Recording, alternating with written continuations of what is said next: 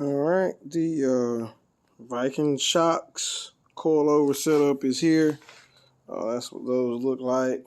Um, Shocks, bracket setup. I guess a couple of stickers. Um, have told a few people it's just like you can think that you have everything that you need and you feel like you can put something together in 2 or 3 hours, and that be the complete opposite.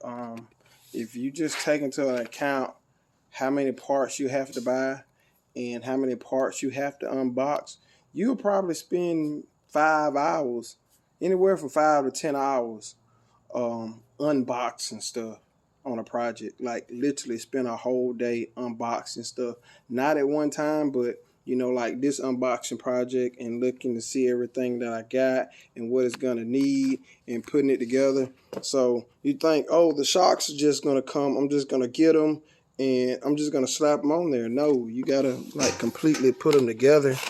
These have to go in here. Those take snap rings. So it's just unboxing it, seeing what you have, and then you need snap pliers, or you need to go try to find your snap pliers to be able to assemble them, just to see how they go on. So try to at least get them assembled tonight, even if I don't get them put on.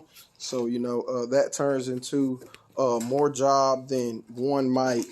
You might see up front. You might not see that up front. You might think they're gonna come fully assembled and they're gonna bolt right up, and like you look at the job and go, hey, putting on coilovers in stock location, I should be through in 30 minutes. No, honestly, getting everything unboxed and laid out and just thinking about getting ready to start might take you 30 minutes. So that is that. This is some of my most body work here. We're going to go back and forth, just show you what I'm thinking about it. This here is metal.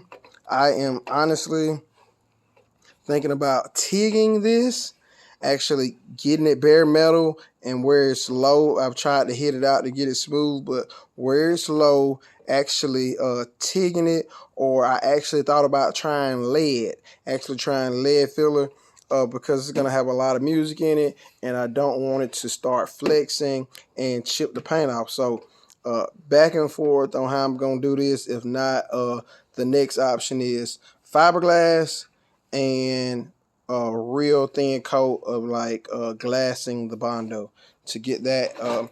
That's what's going to be up next. Going to do that a little bit at a time. Not going to do all the body work at one time on this. I think my other primer was gray. I'm going to be priming this one here white.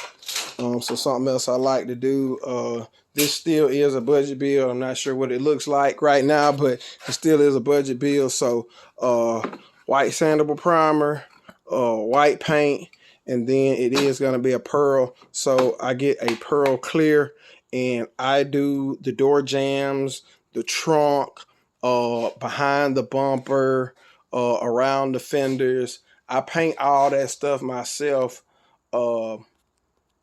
before I had to pay the painter to do it. So that can save you some money. I know it's a little bit extra to do the door jambs. It's a little bit extra to do up under the trunk. So that is something that I do for myself and try to save the money.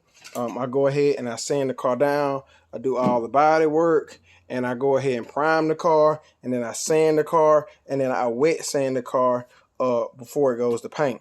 So I take a lot of it out, take a lot of work out of that job before I actually take it to get painted, just so I can save money on it. So a few tips there that can save you some money and some time. The painter is really excited to, I guess, just roll a car in, wipe it down, and spray it, compared to having to do body work, prime, and all that stuff. It can get in and out. So through that, I guess if you're paying top-notch prices, you can get top-notch paint jobs. But through that, I'm able to get a better paint job. Like I'm able to, I guess, like my bumper's off right now. So I can go ahead and paint behind this here white. So if it's anything that you see behind it, it's already going to be painted before I actually take it to paint. Like this here, a lot of times people won't get this painted. The inside of the gas tank, that won't get painted. So stuff like that, I go ahead and paint so I don't have to miss out on that. So this is the bracket set up for the torque arm. So just a rough situation on it right now. Let's see, I got somebody call it in. All right, that'll do that. So be grinding it down and get it painted. Just gonna make sure it works first. I guess it's honestly welded on there pretty decent, not cleaned up or painted any. But that is the setup. I just got a chunk sitting in there to see where I need to put the bracket. So the bracket is on there. You see the bars. They got some overspray on them, but they'll end up getting painted or whatnot. So yeah, it's got the bracket and then some bracing here and then some bracing off of that there. And like I said, I'm gonna come back and it's just rough cut with the plasma cutter right now. Just giving it a test fit. So before I get ready to paint it, I'm gonna come back and smooth it out. So shocks are gonna be going in here. I gotta actually see if I need to use this hole, but that hole is actually there for the support on the for the aftermarket. You use that for the aftermarket setup, so that's already there. That's good. If that stock location right there will work for me, I'm not sure. I might have to lift it up some because I'm gonna be running rims. But so shocks about to go on. The rear end will start starting to go up. And like I said, that is my bracket that I set up for my torque arm.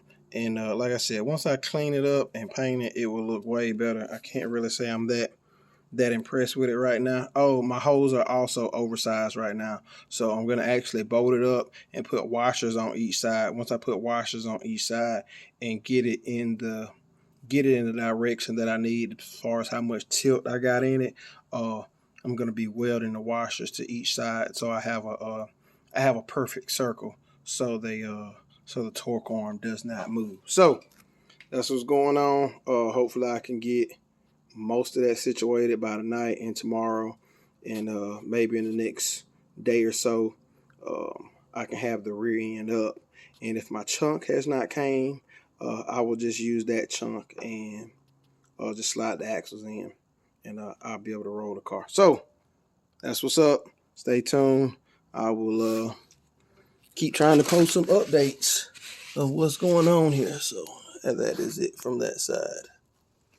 Yeah, I think it's like a 1/4 inch thick, but that's why I put a little extra bracing on it. I'm not sure if I'm happy with how thick the metal is on it. So just make sure I put some extra bracing on it.